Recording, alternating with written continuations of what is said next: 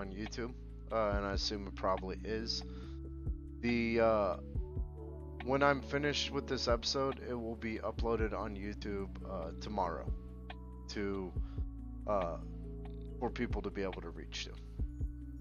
I'm gonna start with chapter 1, and then finish at the end of chapter 2. The next video covers 3 and 4. That one might sound a little bit choppy.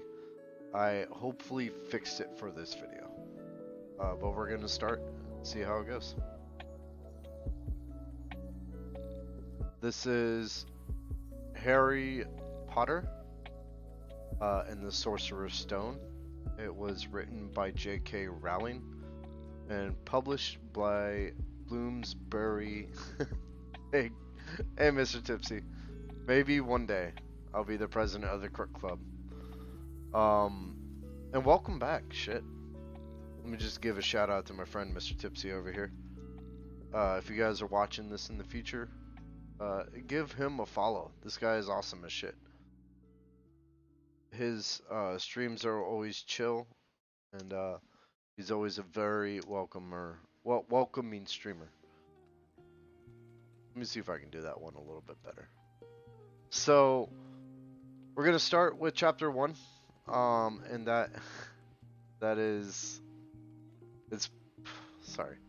it's published by Bloomsbury Press, and it is narrated by me, Crook Irish. Harry Potter and the Sorcerer's Stone, Chapter 1, The Boy Who Lived.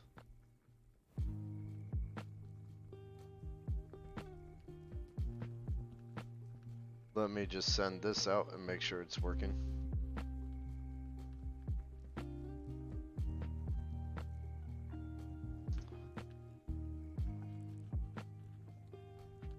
Oh. I guess my Streamlabs for some reason isn't working.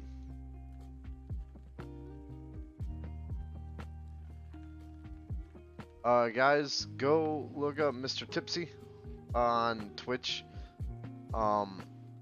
It's MISTERTIPSY. They get it. They get it. Now I'll work on Streamlabs for the future, see what's going on with that. This fucking I hate all this shit sometimes. Alright, Harry Potter Chapter 1, The Boy Who Lived. Mr. and Mrs. Dursley of number 4 Privet Drive were proud to say that they were perfectly normal. Thank you very much. They were the last people you would expect to be involved in anything strange or mysterious, because they just didn't hold with such nonsense. Mr. Dursley was the director of a film called Grunnings, which made drills. He was a big, beefy man with hardly any neck.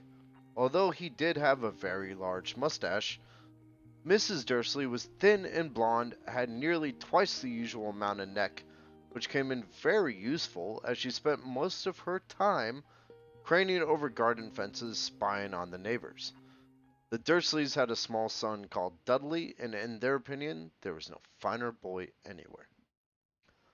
The Dursleys had everything they wanted, but they also had a secret, and their greatest fear was that somebody would discover it. They didn't think they could bear it if anybody found out about the Potters.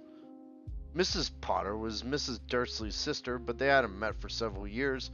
In fact, Mrs. Dursley pretended she didn't even have a sister, because her sister and her good-for-nothing husband was as undursley-ish as it was possible to be. The Dursleys shuddered to think what the neighbors would say if the Potters arrived in the street. The Dursleys knew that the Potters had a small son too, but they had never even seen him. The boy was another good reason for keeping the Potters away. They didn't want Dudley mixing with a child like that. When Mr. and Mrs. Dursley woke up on the dull, gray Tuesday our story starts, there was nothing about the cloudy sky outside to suggest that strange and mysterious things would soon be happening all over the country. Mr. Dursley hummed as he picked out his most boring time for work, and Mrs. Dursley gossiped away happily as she wrestled a screaming Dudley into his high chair. None of them noticed a large tawny owl flutter past the window. At 8:30, Mr. Dursley picked up his briefcase, pecked Mrs. Dursley on the cheek, and tried to kiss Dudley goodbye but missed, because Dudley was now having a tantrum and throwing his cereal at the walls. "Little tyke," chortled Mr. Dursley as he left the house. He got into his car and backed out of number 4's drive. It was on the corner of the street that he noticed the first sign of something peculiar. A cat reading a map. For a second, Mr. Dursley didn't realize what he had seen. Then he jerked his head around to look again. There was a tabby cat standing on the corner of Privet Drive, but there wasn't a map in sight. What could he have been thinking of? It must have been a trick of the light. Mr. Dursley blinked and stared at the cat. It stared back. As Mr. Dursley drove around the corner and up the road, he watched the cat in his mirror. It was now reading the sign that said Privet Drive. No, looking at the sign. Cats couldn't read maps or signs. Mr. Dursley gave himself a little shake and put the cat out of his mind. As he drove toward town, he thought of nothing except the large order of drills he was hoping to get that day. But on the edge of town, drills were driven out of his mind by something else. As he sat in the usual morning traffic jam, he couldn't help noticing that there seemed to be a lot of strangely dressed people about. People in cloaks. Mr. Dursley couldn't bear people who dressed in funny clothes.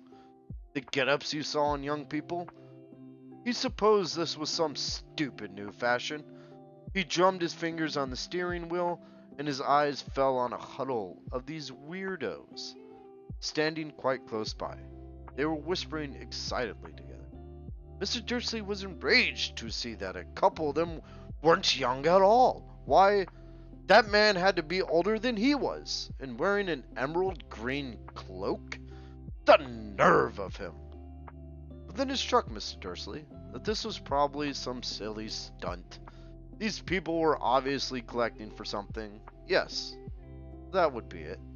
The traffic moved on, and a few minutes later, Mr. Dursley arrived in the Grunnings parking lot, his mind back on drills. Mr. Dursley always sat with his back to the window in his office on the 9th floor. If he hadn't, he might have found it harder to concentrate on drills that morning. He didn't see the owl swooping past in broad daylight, though people in the street did. They pointed and gazed open-mouthed as owl after owl sped overhead. Most of them had never seen an owl, even at nighttime. Mr. Dursley, however, had a perfectly normal owl-free morning. He yelled at 5 different people, he made several important telephone calls, and shouted a bit more. He was in a very good mood until lunchtime, when he thought he'd stretch his legs and walk across the road to buy himself a bun from the bakery. He'd forgotten all about the people in cloaks until he passed a group of them next to the baker's. He eyed them angrily as he passed. He didn't know why, but they made him uneasy. This bunch were whispering excitedly too, and he couldn't see a single collecting tin. It was on his way back past them, clutching a large donut in a bag, that he caught a few words of what they were saying. "The Potters! That's right! That's what I heard!" "Yes, their son Harry!" Mr. Dursley stopped dead. Fear flooded him. He looked back at the whisperers as if he wanted to say something to them, but thought better of it. He dashed back across the road, hurried up to his office, snapped at his secretary not to disturb him, seized his telephone, and had almost finished dialing his home number when he changed his mind. He put the receiver back down and stroked his mustache, thinking, no, he was being stupid. Potter wasn't such an unusual name. He was sure there were lots of people called Potter who had a son called Harry. Come to think of it, he wasn't even sure his nephew was called Harry. He'd never even seen the boy. It might have been Harvey or Harold. There was no point in worrying Mrs. Dursley. She always got so upset at any mention of her sister. He didn't blame her. If he'd had a sister like that, But all the same, those people in cloaks. He found it a lot harder to concentrate on drills that afternoon, and when he left the building at 5 o'clock, he was still so worried that he walked straight into someone just outside the door. "Sorry," he grunted as a tiny old man stumbled and almost fell. It was a few seconds before Mr. Dursley realized that the man was wearing a violet cloak. He didn't seem at all upset at being almost knocked to the ground. On the contrary, his face split into a wide smile, and he said in a squeaky voice that made passersby stare, "Don't worry me, sir, for nothing could upset me today. Rejoice, for you know who's gone at last. Even muggles like yourself should be celebrating. This is happy day!" And the old man hugged Mr. Dursley around the middle and walked off. Mr. Dursley stood rooted to the spot. He'd been hugged by a complete stranger. He also thought he'd been called a muggle. Whatever that was, he was rattled. He hurried to his car and he set off for home, hoping he was imagining things, which he had never hoped before, because he did not approve of imagination. As he pulled into the driveway of number 4, the first thing he saw, and it didn't improve his mind, was the tabby cat he'd spotted that morning. It was now sitting on his garden wall. He was sure it was the same one. It had the same markings around its eyes. "Shoo!" said Mr. Dursley loudly. The cat didn't move. It just gave him a stern look. Was this normal cat behavior? Mr. Dursley wondered. Trying to pull himself together, he let himself into the house. He was still determined not to mention anything to his wife. Mrs. Dursley had had a nice, normal day. She told him over dinner all about Mrs. Next Door's problems with her daughter and how Dudley had learned a new word. Won't. Mr. Dursley tried to act normally. When Dudley had been put to bed, he went into the living room in time to catch the last report on the evening news. And finally, today, bird watchers everywhere have reported that the nation's owls have been behaving very unusually today. Although owls normally hunt at night and are hardly ever seen in daylight, there have been hundreds of sightings of these birds, flying in every direction since sunrise. Experts are unable to explain why the owls have suddenly changed their sleeping pattern. The newscaster allowed himself a grin. Most mysterious. And now over to you, Jim McGuffin, with the weather. Going to be any more showers? Going to be any more showers of owls tonight, Jim? Well, Ted, I don't know why he has an American accent. Oh, God, I'm sorry, guys. Well, Ted, said the weatherman, I don't know about that, but it's not only the owls that have been acting oddly today. Viewers as far apart as Kent, Yorkshire, and Dundee have been phoning in to tell me that instead of the rain I promised yesterday, they've had a downpour of shooting stars. Perhaps people have been celebrating bonfire night early.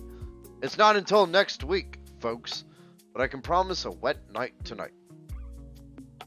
Mr. Dursley sat frozen in his armchair. Shooting stars all over Britain, owls flying by daylight, mysterious people in cloaks all over the place, and a whisper about the Potters. Mrs. Dursley came into the living room carrying 2 cups of tea. It was no good. He'd have to say something to her. He cleared his throat nervously. More accents. Petunia, dear, you haven't heard from your sister lately, have you? As he had expected, Mrs. Dursley looked shocked and angry. After all, they normally pretended she didn't have a sister. No, she said sharply. Why? Funny stuff on the news, Mr. Dursley mumbled. Owls, shooting stars, and there was a lot of funny-looking people in town today. So, snapped Mrs. Dursley. Well, I just thought, maybe it was something to do with, her crowd. Mrs. Dursley sipped her tea through pursed lips. Mr. Dursley wondered whether he dared tell her he'd heard the name Potter, He decided he didn't dare. Instead, he said, as casually as he could, their son, he'd be about Dudley's age now, wouldn't he? I suppose so, said Mrs. Dursley stiffly. What's his name again? Howard, isn't it? Harry. Nasty, common name, if you ask me. He didn't say another word on the subject as they went upstairs to bed. While Mrs. Dursley was in the bathroom, Mr. Dursley crept to the bedroom window and peered down into the front garden. The cat was still there. It was staring down Privet Drive as though it was waiting for something. Was he imagining things? Could all this have anything to do with the Potters? If it did, if it got out, that they were related to a pair of... Well, he didn't think he could bear it. The Dursleys got into bed. Mrs. Dursley fell asleep quickly, but Mr. Dursley lay awake, turning it all over in his mind. His last comforting thought before he fell asleep was that even if the Potters were involved, there was no reason for them to come near him and Mrs. Dursley. The Potters knew very well what he and Petunia thought about them and their kind. He couldn't see how he and Petunia could get mixed up in anything that might be going on. He yawned and turned over. It couldn't affect them. How very wrong he was. Mr. Dursley might have been drifting into an uneasy sleep, but the cat on the wall outside was showing no sign of sleepiness. It was sitting as still as a statue, its eyes fixed unblinkingly on the far corner of Privet Drive. It didn't so much as quiver when a car door slammed on the next street, nor when two owls swooped overhead. In fact, it was nearly midnight before the cat moved at all. A man appeared on the corner the cat had been watching, appeared so suddenly and silently you'd have thought he just popped out of the ground. The cat's tail twitched and his eyes narrowed. Nothing like this man had ever been seen on Privet Drive. He was tall, thin, and very old. Judging by the silver of his hair and beard, which were both long enough to tuck into his belt, he was wearing long robes, a purple cloak that swept the ground, and high-heeled buckled boots. His blue eyes were light, bright, and sparkling behind half-moon spectacles, and his nose was very long and crooked, as though it had been broken at least twice. This man's name was Albus Dumbledore. Albus Dumbledore didn't seem to realize that he had just arrived in a street where everything from his name to his boots was unwelcome. He was busy rummaging in his cloak, looking for something, but he did seem to realize he was being watched, because he looked up suddenly at the cat, which was still staring at him from the other end of the street. For some reason, the sight of the cat seemed to amuse him. He chuckled and muttered, "I should have known." Sorry. Albus Dumbledore voice. Here we go. I should have known. He found what he was looking for in his inside pocket. It seemed to be a silver cigarette lighter. He flicked it open, held it up in the air, and clicked it. The nearest street lamp went out with a little pop. He clicked it again. The next lamp flickered into darkness. 12 times he clicked the putter outer, until the only lights left on the whole street were two tiny pinpricks in the distance, which were the eyes of the cat watching him. If anyone looked out their window now, even beady-eyed Mrs. Dursley, they wouldn't be able to see anything that was happening down on the pavement. Dumbledore slipped the putter outer back inside his cloak and set off down the street toward number 4, where he sat down on the wall next to the cat. He didn't look at it, but after a moment, he spoke to it. Fancy seeing you here, Professor Mcgonagall. He turned to smile at the tabby, but it had gone. Instead, he was smiling a rather severe-looking woman who was wearing square glasses exactly the shape of the markings the cat had around its eyes. She too was wearing a cloak, an emerald one. Her black hair was drawn into a tight bun. She looked distinctly ruffled. "How did you know it was me?" she asked. "My dear Professor, I have never seen a cat sit so stiffly." "You'd be stiff if you'd been sitting on a brick wall all day," said Professor McGonagall. "All day, when you could have been celebrating. I must have passed a dozen feasts and parties on my way here." Professor McGonagall sniffed angrily. "Oh, yes, everyone's celebrating, all right," she said impatiently. "You'd think they'd be a bit more careful, but no, even the Muggles have noticed something's going on. It was on the news." She jerked her head back at the Dursleys' dark living room window. "I heard it. Flocks of owls, shooting stars. Well, they're not completely stupid. They were bound to notice something. Shooting stars down in Kent. I bet that was Daedalus Diggle. He never had much sense. I hope people describe me as severe looking. You know what, Mr. Tipsy? You're very severe looking." "You can't blame them." "You can't blame them," said Dumbledore gently. "We've had precious little to celebrate for 11 years. "I know that," said Professor McGonagall irritably. "But that's no reason to lose our heads. People are being downright careless, out on the streets in broad daylight, not even dressed in Muggle clothes, swapping rumors." She threw a sharp, sideways glance at Dumbledore here, as though hoping he was going to tell her something. But he didn't, so she went on. "A fine thing it would be if on the very day you-know-who seems to have disappeared at last, the Muggles found out about us all. I suppose he really is gone, Dumbledore?" "It certainly seems so," said Dumbledore. "We have much to be thankful for. Would you care for a lemon drop?" "A what?" "A lemon drop. They're a kind of Muggle sweet I'm rather fond of." "No, thank you," said Professor McGonagall coldly, as though she didn't think this was a moment for lemon drops. "As I say, even if you-know-who has gone—" "My dear Professor, surely a sensible person like yourself can call him by his name. All this you-know-who nonsense. For 11 years I've been trying to persuade people to call him by his proper name. Voldemort." Professor McGonagall flinched, but Dumbledore, who was unsticking 2 lemon drops, seemed not to notice. "It all gets so confusing if we keep saying you-know-who. I've never seen any reason to be frightened of saying Voldemort's name."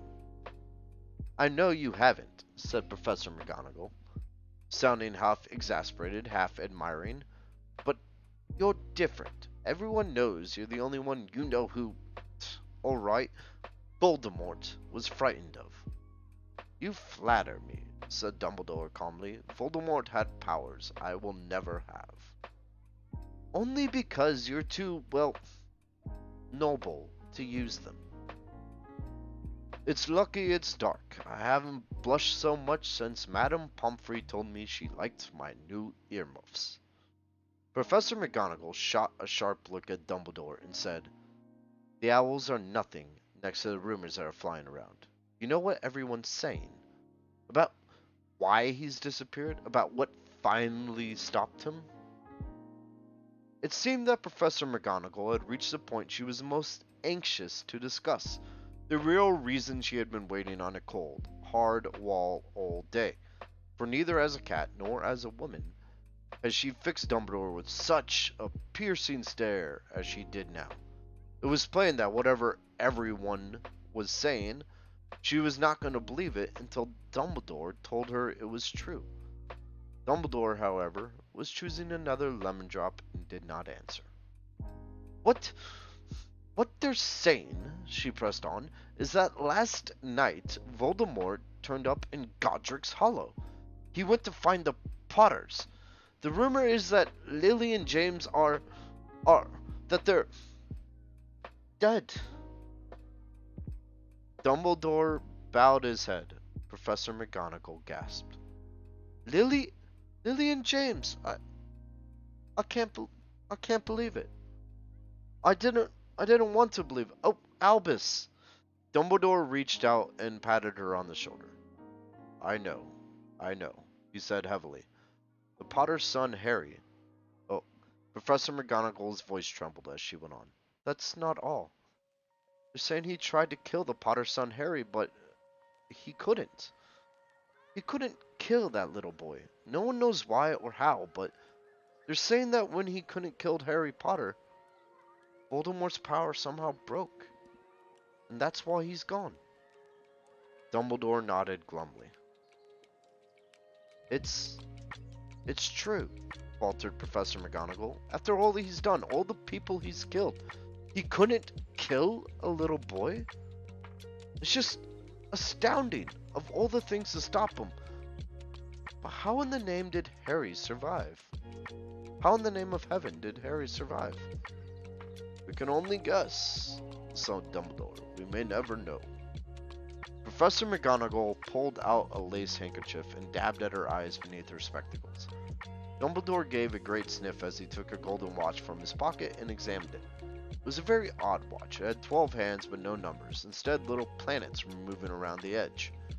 It must have made sense to Dumbledore, though, because he put it back in his pocket and said, Hagrid's late. I suppose it was he who told you I'd be here, by the way.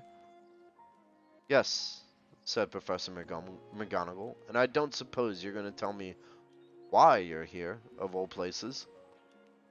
I've come to bring Harry to his aunt and uncle. They're the only family he has left now. You can't mean the people who live here, cried Professor McGonagall, jumping to her feet and pointing at number 4. Dumbledore, you can't. I've been watching them all day. You couldn't find two people who are less like us. And they've got this son. I saw him kicking his mother all the way up the street, screaming for sweets. Harry Potter come and live here? It's the best place for him, said Dumbledore firmly. His aunt and uncle will be able to explain everything to him when he's older. I've written them a letter. A letter? Repeated Professor McGonagall faintly, sitting back down on the wall. Really, Dumbledore? You think you can explain all of this in a letter? These people will never understand him. He'll be famous, a legend. I wouldn't be surprised if today was known as Harry Potter Day in the future. There will be books written about Harry. Every child in our world will know his name. Exactly, said Dumbledore, looking very seriously over the top of his half-moon glasses. It would be enough to turn any boy's head, famous before he can walk and talk. Famous for something he won't even remember. Can't you see how much better off he'll be, grown up away from all that, until he's ready to take it? Professor McGonagall opened her mouth, changed her mind, swallowed, and then said, Yes, you're right, of course, but how is the boy getting here, Dumbledore? She eyed his cloak suddenly, as though she thought he might be hiding Harry underneath it. Hagrid's bringing him. You think it wise to trust Hagrid with something as important as this? I would trust Hagrid with my life, said Dumbledore. I'm not saying his heart isn't in the right place, said Professor McGonagall grudgingly, but you can't pretend he's not careless. He does tend to... What was that? A low rumbling sound had broken the silence around them. It grew steadily louder as they looked up and down the street for some sign of a headlight. It swelled to a roar as they both looked up at the sky, and a huge motorcycle fell out of the air and landed on the road in front of them. If the motorcycle was huge, it was nothing to the man sitting astride it. He was almost twice as tall as a normal man, and at least 5 times as wide. He looked simply too big to be allowed, and so wild.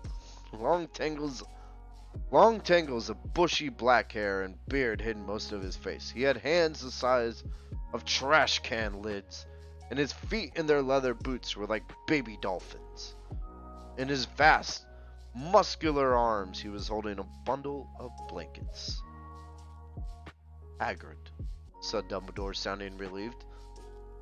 At last. And where did you get the motorcycle? Borrowed it, Professor Dumbledore, sir, said the giant, climbing carefully off the motorcycle as he spoke. Young Sirius Black lent it to me. I've got him, sir. No problems, were there? No, sir. House was almost destroyed, but I got him out all right. Before the muggles started swarming around. He fell asleep as we was flying over Bristol. Dumbledore and Professor Mcgonagall bent forward over the bundle of blankets. Inside, just visible, was a baby boy fast asleep. Under a tuft of jet black hair over his forehead, they could see a curiously shaped cut, like a bolt of lightning. Is that where... whispered Professor Mcgonagall. Yes, said Dumbledore. You will have that scar forever. Couldn't you do something about it, Dumbledore? Even if I could, I wouldn't. Scars can come in handy. I have one myself above my left knee that is a perfect map of the London Underground. Well, give him here, Hagrid. We'd better get this over with. Dumbledore took Harry in his arms and turned toward the Dursleys' house. Could I say goodbye to him, sir? Said Hagrid. He bent his great shaggy head over Harry and gave him what must have been a very scratchy, whiskery kiss. Then suddenly, Hagrid let out a wail like a wounded dog. Shh! Hissed Professor Mcgonagall. You'll wake the muggles. Sorry! Sobbed Hagrid, taking a large spotted handkerchief and burying his face in it. But I can't stand it. Lily and James dead, and poor little Harry off to live with muggles. Yes, it's all very sad, but get a grip on yourself, Hagrid, or we'll be found. Professor Mcgonagall whispered, patting Hagrid gingerly on the arm, as Dumbledore stepped over the low garden wall and walked to the front door. He laid Harry gently on the doorstep, took a letter out of his cloak, tucked it inside Harry's blankets, and then came back to the other two. For a full minute, the three of them stood and looked at the little bundle. Hagrid's shoulders shook. Professor Mcgonagall blinked furiously, and the twinkling light that usually shone from Dumbledore's eyes seemed to have gone out. Well, said Dumbledore finally, that's that. We've no business staying here. We may as well go enjoy the celebrations. Yeah, said Hagrid in a very muffled voice. I'd best get this bike away. Good night, Professor Mcgonagall. Professor Dumbledore, sir. Wiping his streaming eyes on his jacket sleeve, Hagrid swung himself onto the motorcycle and kicked the engine to life. With a roar, it rose into the air and off into the night. I shall see you soon, I expect, Professor Mcgonagall, said Dumbledore, nodding to her. Professor Mcgonagall blew her nose in reply. Dumbledore turned and walked back down the street. On the corner, he stopped and took out the silver putter outer. He did it once, and 12 balls of light sped back to the street lamps, so that Privet Drive glowed suddenly orange, and he could make out a tabby cat slinking around the corner at the other end of the street. You could just see the bundle of blankets on the step of number 4. Good luck, Harry, he murmured. He turned on his heel, and with a swish of his cloak, he was gone. A breeze ruffled the neat hedges of Privet Drive, which lay silent and tidy under the inky sky, the very last place you would expect astonishing things to happen. Harry Potter rolled over inside his blankets without waking up. One small hand closed on the letter beside him, and he slept on. Not knowing he was special, not knowing he was famous, not knowing he would be awoken in a few hours' time by Mrs. Dursley's scream as she opened the front door to put out the milk bottles, nor that he would spend the next few weeks being prodded and pinched by his cousin Dudley. He couldn't know that at this very moment, people meeting in secret all over the country were holding up their glasses and saying in hushed voices, "To Harry Potter, the boy who lived." Okay, I'm going to take a quick break in between chapters. It'll probably be about 3 minutes, but I will be back here very shortly, guys. And we'll continue on with chapter 2. And then Hagrid went and got drunk. Yo, Hagrid got fucking tore up. Hey guys, welcome back to the Harry Potter stream. We're gonna move on to chapter 2. Um, let's see. Chapter 2, The Vanishing Glass. Nearly 10 years had passed since the Dursleys had woken up to find their nephew on the front step, but Privet Drive had hardly changed at all. The sun rose on the same tidy front gardens and lit up the brass number 4 on the Dursleys' front door. It crept into their living room, which was almost exactly the same as it had been on the night when Mr. Dursley had seen that fateful news report about the owls. Only the photographs on the mantelpiece really showed how much time had passed.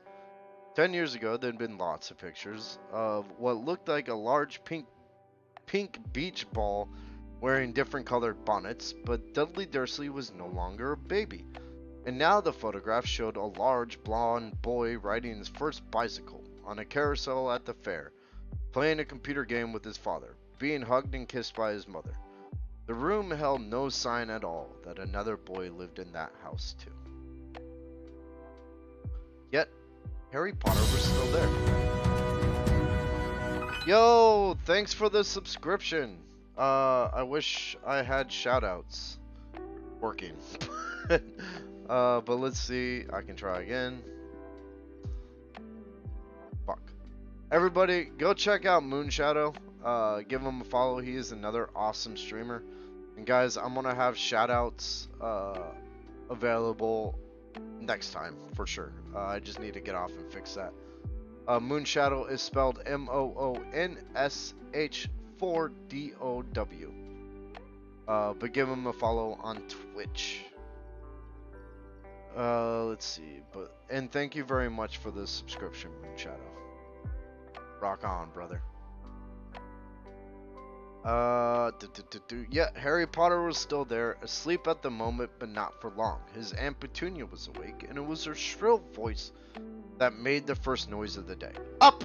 Get up now! Harry woke with a start. His aunt rapped on the door again. Up! She screeched. Harry heard her walking towards the kitchen, and then the sound of the frying pan being put on the stove. He rolled onto his back and tried to remember the dream he had been having. It had been a good one. There had been a flying motorcycle in it. He had a funny feeling he'd had the same dream before. His aunt was back outside the door. Are you up yet? She demanded.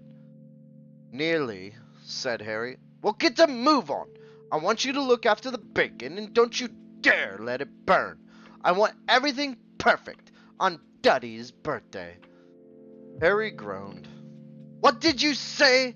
His aunt snapped through the door. Nothing.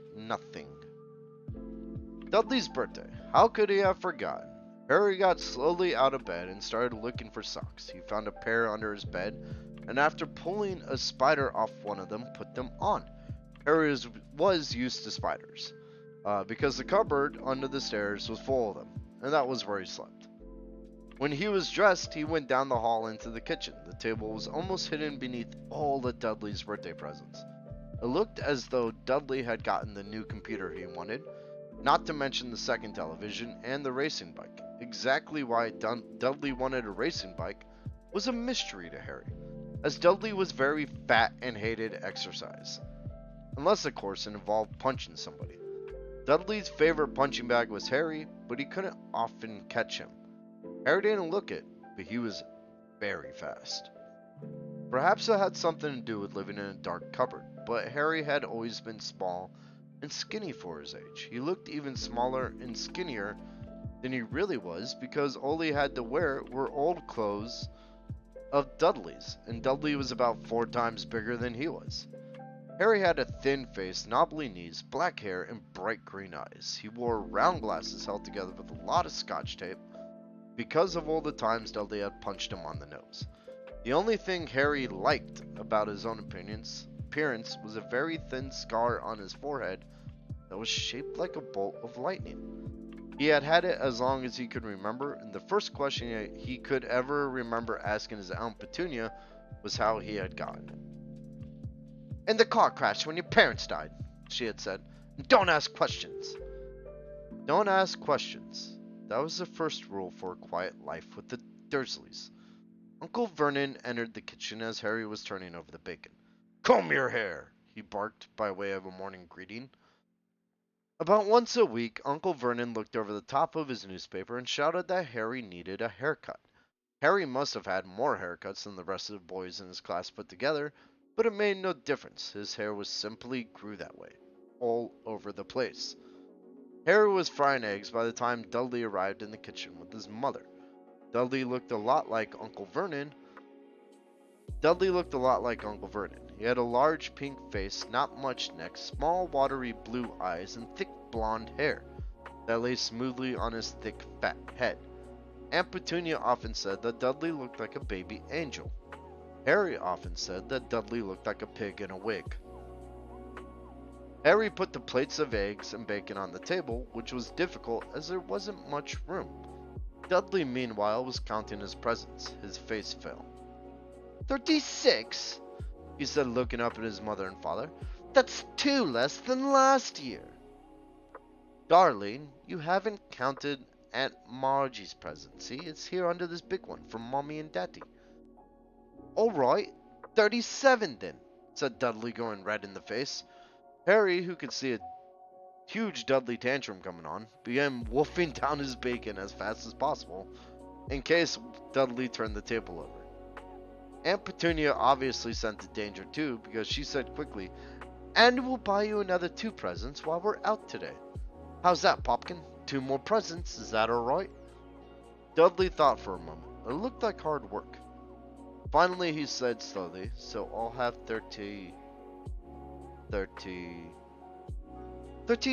sweetums," said Aunt Petunia. "Oh." Dudley sat down heavily and grabbed the nearest parcel. "All right then." Uncle Vernon chuckled. "It'll take once his money's worth, just like his father. Attaboy, Dudley." You ruffled Dudley's hair. At that moment, the telephone rang and Aunt Petunia went to answer it while Harry and Uncle Vernon watched Dudley unwrap the racing bike, a video camera, a remote control airplane, 16 new computer games, and a VCR. He was ripping the paper off a gold wristwatch when Aunt Petunia came back from the telephone, looking both angry and worried. "Bad news, Vernon." Hold on, let me check Spotify. Okay. "Bad news, Vernon," she said. Mrs. Figg's broken her leg. She can't take him." She jerked her head in Harry's direction. Dudley's mouth fell open in horror, but Harry's heart gave a leap. Every year on Dudley's birthday, his parents took him and a friend out for the day to adventure parks, hamburger restaurants, or the movies. Every year, Harry was left behind with Mrs. Figg, a mad old lady who lived 2 streets away. Harry hated it there. The whole house smelled of cabbage, and Mrs. Figg made him look at photographs of all the cats she'd ever owned. "Now what?" said Aunt Petunia, looking furiously at Harry, as though he'd planned this. Harry knew he had to feel sorry that Mrs. Figg had broken her leg, but it wasn't easy when he reminded himself it would be a whole year before he had to look at Tibbles, Snowy, Mr. Paws, and Tufty again. "We could phone Marge," Uncle Vernon suggested. "Don't be silly, Vernon. She hates the boy." The Dursleys often spoke about Harry like this, as though he wasn't there, or rather as though he was something very nasty that couldn't understand them, like a slug. "What about, what's her name, your friend, Yvonne?" "On vacation in Majorca, snapped Aunt Petunia. You could just leave me here," Harry put in hopefully. He'd be able to watch what he wanted on television for a change, maybe even having a go on Dudley's computer. Aunt Petunia looked as though she'd just swallowed a lemon. "And come back and find the house in ruins?" she snarled. "I won't blow up the house," said Harry, but they weren't listening. "I suppose we could take him to the zoo," said Aunt Petunia slowly, "and leave him in the car." "That car's new. He's not sitting in it alone." Dudley began to cry loudly. In fact, he wasn't really crying. It had been years since he'd really cried, but he knew that if he screwed up his face and wailed, his mother would give him anything he wanted. "Dinky Duddums, don't cry. Mummy won't let him spoil your special day," she cried, flinging her arms around him. "I don't want him to come," Dudley yelled between huge pretend sobs. "He always spoils everything." He shot Harry a nasty grin through the gap in his mother's arms. Just then the doorbell rang. "Oh, good Lord, they're here," said Aunt Petunia frantically, and a moment later Dudley's best friend, Piers Polkiss, walked in with his mother. Piers was a scrawny boy with a face like a rat. He was usually the one who held people's arms behind their backs while Dudley hit them. Dudley stopped pretending to cry at once. Half an hour later, Harry, who couldn't believe his luck, was sitting in the back of the Dursleys' car with Piers and Dudley, on the way to the zoo for the first time in his life. His aunt and uncle hadn't been able to think of anything else to do with him, but before they left, Uncle Vernon had taken Harry aside. "I'm warning you," he said, putting his large purple face right up close to Harry's. "I'm warning you now, boy. Any funny business, anything at all, and you'll be in that cupboard from now till Christmas." "I'm not doing anything," said Harry, "honestly." But Uncle Vernon didn't believe him. No one ever did. The problem was, strange things often happened around Harry, and it was just no good telling the Dursleys. He didn't make them happen. Once, Aunt Petunia, tired of Harry coming back from the barber's, looking as though he hadn't been at all, had taken a pair of kitchen scissors and cut his hair so short he was almost bald except for his bangs, which she left to hide that horrible scar. Dudley had laughed himself silly at Harry, who spent his sleepless night imagining school the next day, where he was already laughed at for his baggy clothes and taped glasses. Next morning, however, he had gotten up to find his hair exactly as it had been before Aunt Petunia had sheared it off. He had been given a week in his cupboard for this, even though he had tried to explain that he couldn't explain how it had grown back so quickly. Another time, Aunt Petunia had been trying to force him into a revolting old sweater of Dudley's, brown with orange puffballs. The harder she tried to pull it over his head, the smaller it seemed to become, until finally it might have fit a hand puppet, but certainly wouldn't fit Harry. Aunt Petunia had decided it must have shrunk in the wash, and to his great relief, Harry wasn't punished. On the other hand, he'd gotten into terrible trouble for being found on the roof of the school kitchens. Dudley's gang had been chasing him, as usual, when, as much to Harry's surprise as anyone else's, there he was sitting on the chimney. The Dursleys had received a very angry letter from Harry's head mistress telling them Harry had been climbing school buildings, but all he tried to do, as he shouted at Uncle Vernon through the locked door of his cupboard, was jump behind the big trash cans outside the kitchen doors. Harry supposed that the wind must have caught him mid-jump. But today, nothing was going to go wrong. It was even worth being with Dudley and Piers to spend the day somewhere that wasn't school, his cupboard, or Mrs. Figg's cabbage-smelling living room. While he drove, Uncle Vernon complained to Aunt Petunia. He liked to complain about things.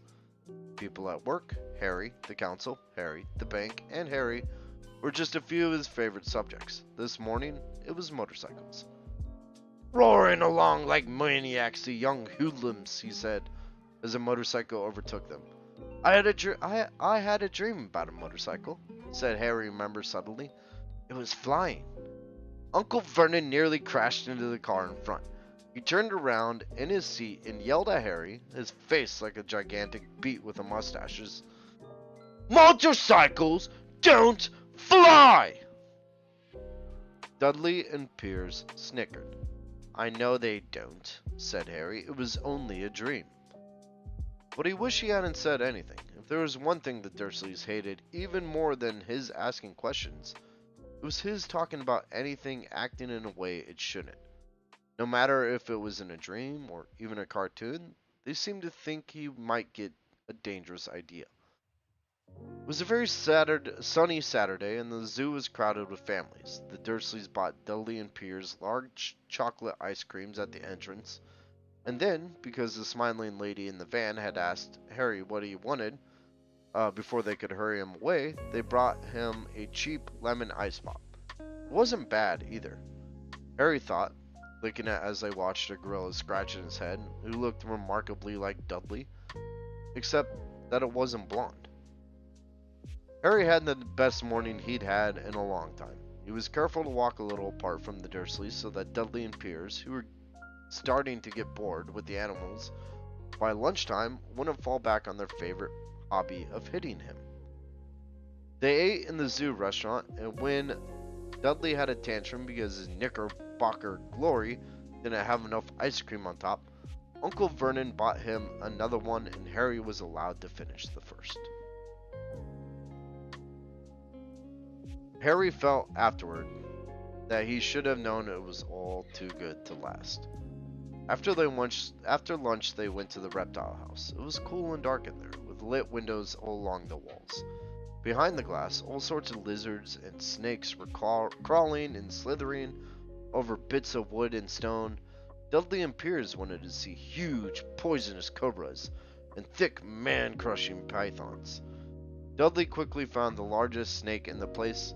It could have wrapped its body twice around Uncle Vernon's car and crushed it into a trash can. But at the moment, it didn't look in the mood. In fact, it was fast asleep. Dudley stood with his nose pressed against the glass, staring at the glistening brown coils. "Make it move!" he whined at his father. Uncle Vernon tapped on the glass, but the snake didn't budge. "Do it again!" Dudley ordered. Uncle Vernon rapped the glass smartly with his knuckles, but the snake just snoozed on. "This is boring," Dudley moaned. He shuffled away. Harry moved in front of the tick and looked intently at the snake. He wouldn't have been surprised if it had died of boredom itself. No company except stupid people drumming their fingers on the glass, trying to disturb it all day long. It was worse than having a cupboard as a bedroom, where the only visitor was Aunt Petunia hammering on the door to wake you up. At least you got to visit the rest of the house. The snake suddenly opened its beady eyes. Slowly, very slowly, it raised its head until its eyes were on level with Harry's. It winked. Harry stared, then he looked quickly around to see if anyone was watching. They weren't. He looked back at the snake and winked, too. The snake jerked its head towards Uncle Vernon and Dudley, then raised its eyes to the ceiling. It gave Harry a look that said quite plainly, "I get that all the time."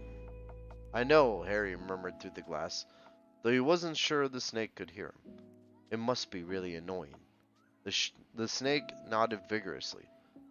"Where did you come from, anyway?" Harry asked. The snake jabbed its tail at a little sign next to the glass. Harry peered at it. "Boa constrictor, Brazil. Was it nice there?" The boa constrictor jabbed its tail at the sign again, and Harry read on. "This specimen was bred in the zoo." "Oh, I see. So you've never been to Brazil?" As the snake shook its head, a deafening shout behind Harry made both of them jump. "Dudley! Mr. Dursley! Come and look at the snake! You won't believe what it's doing!"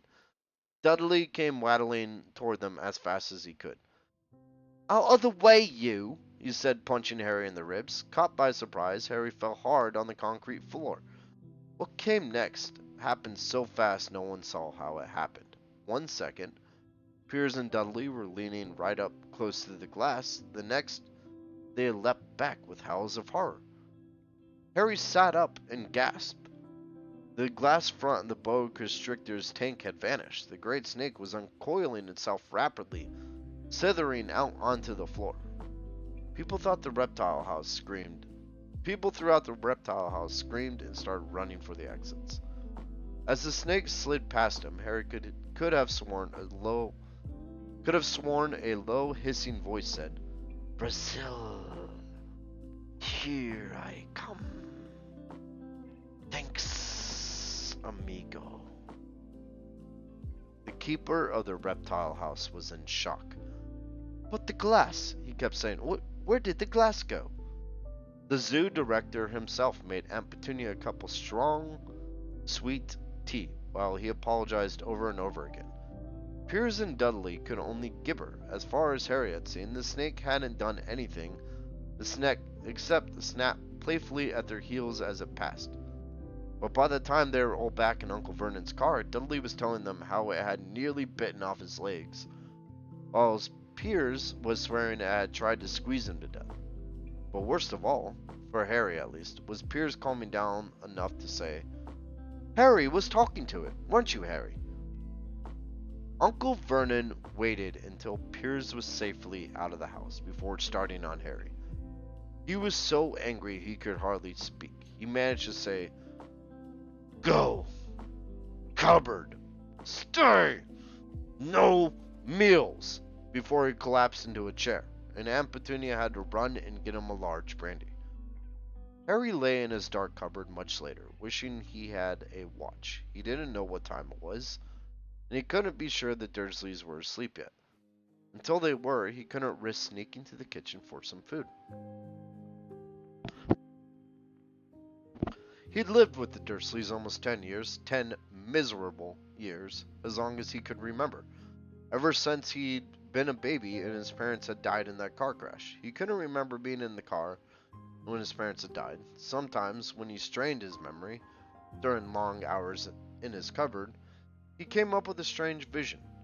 A blinding flash of green light and a burning pain on his forehead. This, he supposed, was the crash, though he couldn't imagine where all the green light came from.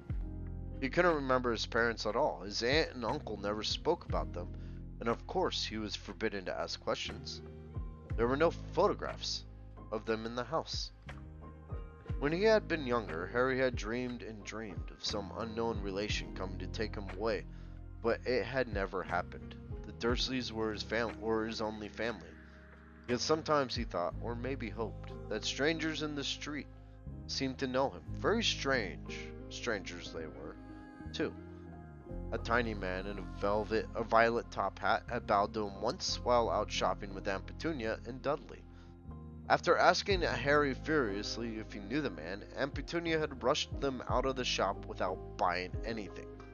A wild-looking old woman dressed in green had waved merrily at him once on a bus.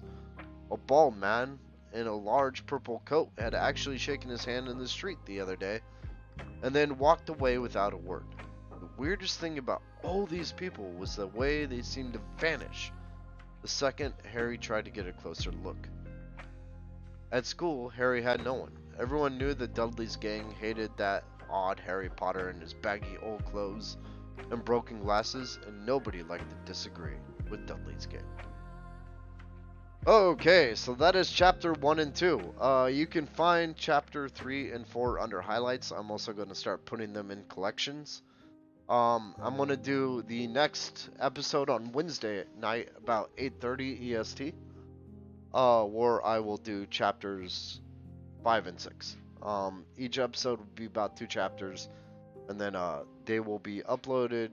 They will stay on here and be put into the collection, as well as uploaded onto our YouTube channel. Which, if I had a shout out thing, I would put here, but I don't. So look up Crook Irish Studios on YouTube. Excellent stuff. Thank you, Mr. Tipsy. Look up Crook Irish Studios on YouTube.